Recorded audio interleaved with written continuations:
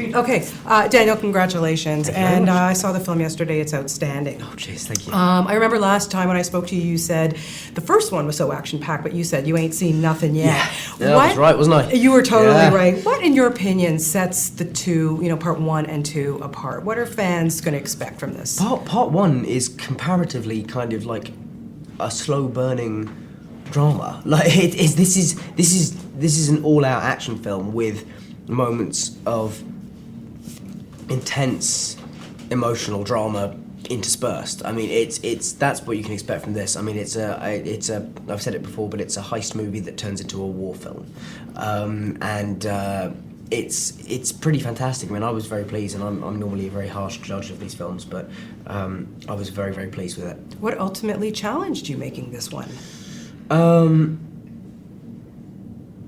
Finding the emotional depth that you have to try and find for Harry in this film was tricky, and I think I got there to an extent, particularly towards the end. I'm never going to be completely happy with my performance, but I enjoyed it as much as I could when I was watching it, because I was thinking, yeah, actually I was more pleased than I thought I would be. Well, let's talk Resurrection Stone. That scene, for me, blubbering fool. Were you? Okay, that's good, because my parents were too, and they were wondering if anyone else would be. What was it like for you to shoot that? It was a very hard scene because I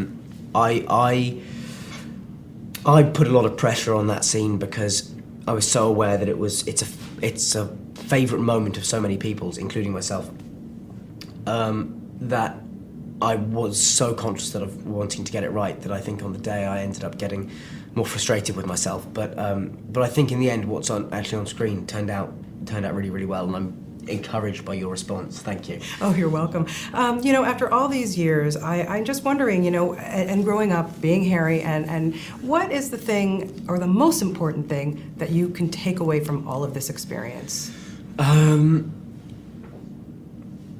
I mean, the memories, I suppose, the memories of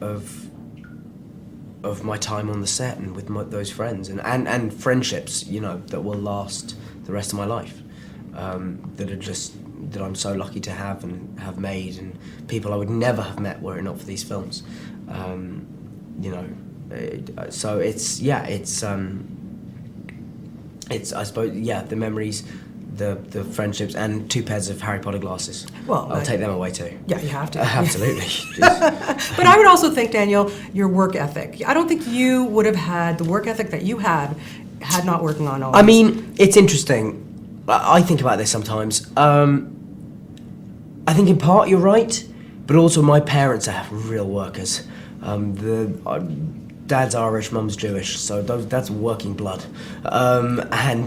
So yeah, I mean, I think I would have had some vestige of it, but I certainly don't think it would have been as much part of my identity as my work ethic is now. Yeah, I want to give you an opportunity here. This is, your fans are going to be saying goodbye to this series after sticking with you from day one. What do you have to say to these devoted people who have been with you since day one? What do you want to tell them? I would just like to say thank you so much for your, unrelenting support across the years. I hope you've been satisfied with the films. I'm sorry we haven't been able to leave everything in. And now I say what I've said in a couple of other interviews, which is that I think Harry Potter fans have a literary curiosity and imagination that is not necessarily associated with fans of all the big franchises, both past and present. So I would say now take that curiosity out into the world and do extraordinary things with it. And now everybody can come and see you either on Broadway or in other films. Absolutely. We're looking forward to it. How has this experience been for you, live theater? Broadway has been just amazing. I mean, always is amazing and is so welcoming of me, and I'm very, very lucky to be on it. Well, we're very lucky to have you. And on a personal note, I've known you since you were 10 years old. It's been an honor and a pleasure to get to know you. You are one amazing man. Oh. You're so welcome. Thank you so much. Thank you so much. Thank you, Daniel. And I really